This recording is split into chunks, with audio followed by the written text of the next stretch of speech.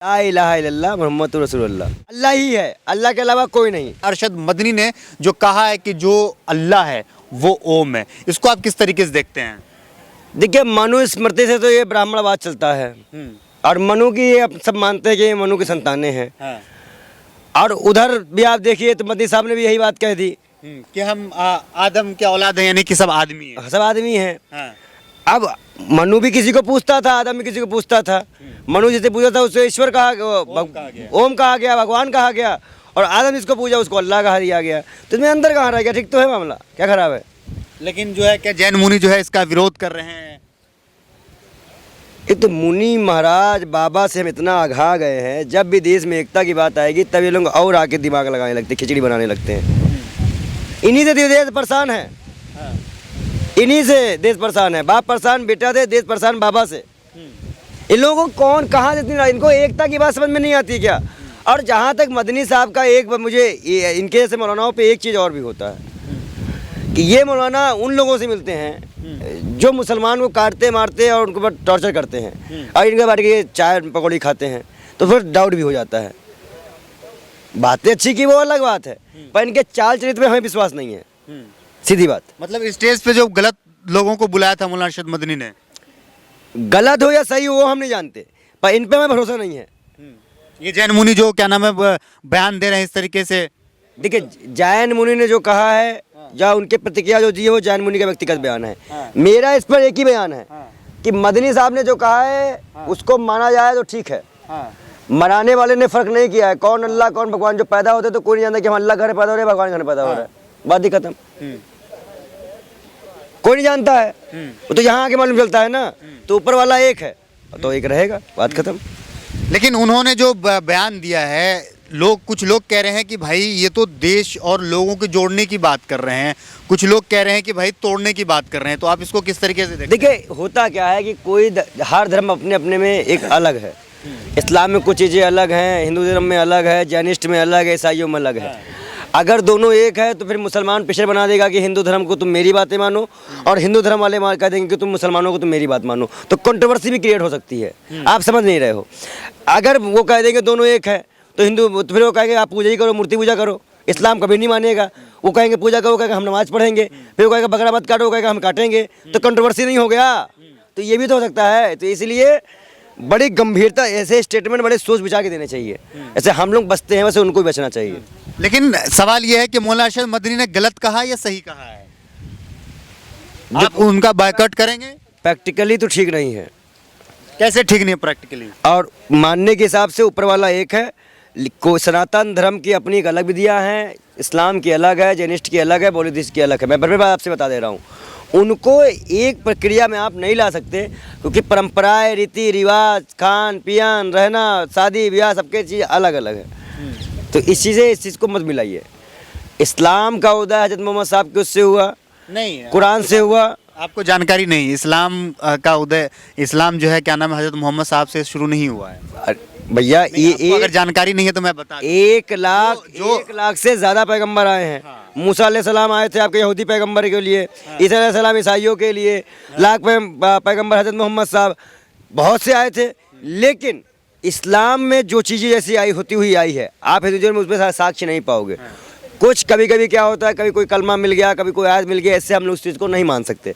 तो बयान सिर्फ देशवासियों को एक करने के लिए तो ठीक है, लेकिन प्रैक्टिकल नहीं है। अगर लोग मानने पे आ जाएंगे तो हिंदू धर्म वाले भी कहेंगे मुसलमान ये करे, और फिर मुसलमान कहेगा हिंदू धर्म वाले। वो ये आपके ऊपर थोप थोड़ी नहीं रहे, आपको थोड़ी कह रहे हैं कि भाई ये चीजें करो। वो ये एक चीज बताइए, उन्होंने ये कहा है, अभी हमारे यहाँ पे आप देखिए पठान को लेकर कितना विवाद था, और वही साध्वी जी कह रही हैं मानते हैं कि ईश्वर और अल्लाह एक है। बिल्कुल, तो फिर गलत कैसे हो गया? गलत इस हिसाब से हो गया। देखिए फिर गलत उन लोगों के लिए ना जो इस तरीके से गलत सोचते हैं, जो नहीं चाहते हैं कि हिंदू मुसलमान एक साथ रहें। अगर आप नहीं चाहते हिंदू मुसलमान एक साथ रहे तो फिर आपके लिए ठीक है। हिंदू मुसलमान एक साथ है, एक साथ रहेगा। खाली धर्म की एकता से लेके नहीं, इंसानियत का भी रिश्ता होता है, भाईचारे का भी रिश्ता होता है। खाली धर्म ही हर चीज का मैटर नहीं करता है। धर्म तो व्यक्तिगत होता है, सार्वजनिक नहीं लाया धर्म। तो हम मिले, आप बताइए, आप जाहिद में पंडित, हमें क्या दिक्कत होगी आप कैसे करने में? बताइए। कोई दिक्कत कोई नहीं, लेकिन जैनिस्ट जो है वो तो ना अल्लाह को मानते हैं, ना ईश्वर को, ना भगवान को मानते नहीं है। मैं क्या कर रहा हूँ, जो नहीं, उन्हें तकलीफ हुई है। आजकल जो नहीं मानता है वही तो पंचायत करने आता है। दिक्कत तो यही है हमारे देश की, जो नहीं मानेगा वो पंचायत करने चला आएगा। क्या करेंगे आप? तो ऐसे लोगों को बाइकाट करिए, दूर करिए। और कहीं ना कहीं इस तरह के बयान आप धर्म के हटा के मदनी साहब को अपने मुसलमान बच्चों के लिए युवा, नौकरी, कंप्यूटर, इसकी बात करनी चाहिए, दीन इस्लाम की बात करनी चाहिए, नमाज के लिए बोलना चाहिए। मुसलमान क्या नमाज पढ़ने लग गया, हक़ कमाई कमाने लग गया, ज़कात निकालने लग गया? बताइए। तो पहले जाके मुसलमानों को अच्छे तालीम दें, उनको आप बताएं कि भाई ये बहुत हो गया, जालिम बादशाह बैठ चुका है। लेकिन यहाँ बैठ के जिस हिसाब से मौलाना और पंडित मिले खेल खेल रहे हैं, वो आने वाली जनरेशन के लिए ठीक नहीं है, सीधी बात है। लेकिन आपने पंडित जी, आपने कलमा भी पढ़ा है कलमा, आपको याद है? हाँ, पढ़ा है। क्या पढ़ा है कलमा में?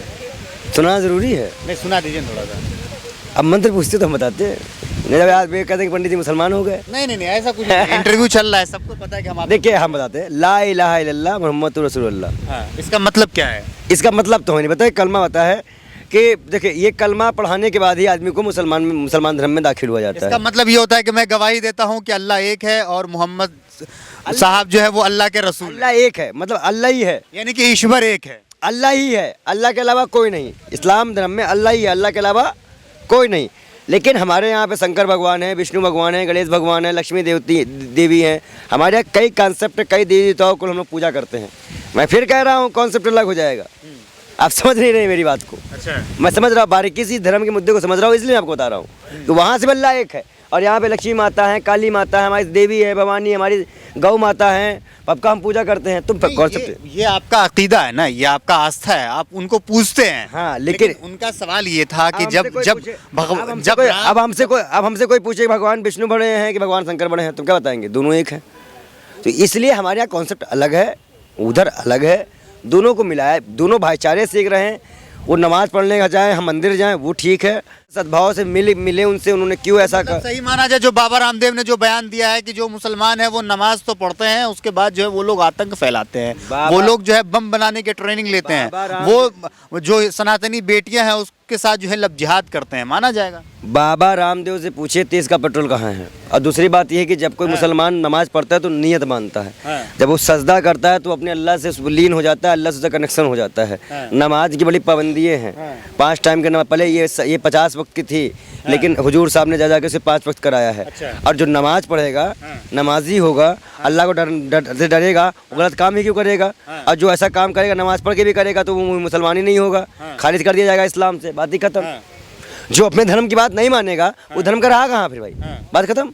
तो फिर बाबा रामदेव इस तरीके से मुसलमानों को टारगेट क्यों कर रहे हैं? बाबा रामदेव को रुपया मिला है, पैसा मिला है भाजपा को जिताने के लिए, दलाली करने के लिए, फिर हिंदू मुसलमान दलित ब्राह्मण पंडित आ गया। अरे वो बड़े लोग हैं, संत हैं, वो परहेजगार लोग हैं। हाँ, तो कहिए ना, इनसे अच्छा तो सुअर हैं, कम से कम गंदगी खाती हैं, ये तो गंदगी फैलाते हैं। अब बाबा रामदेव को इससे तुलना करें? हम यही कार्रवाई करेंगे जब ये गंदगी फैलाएंगे। एक संत के साथ इस तरीके से बात नहीं कर सकते हैं।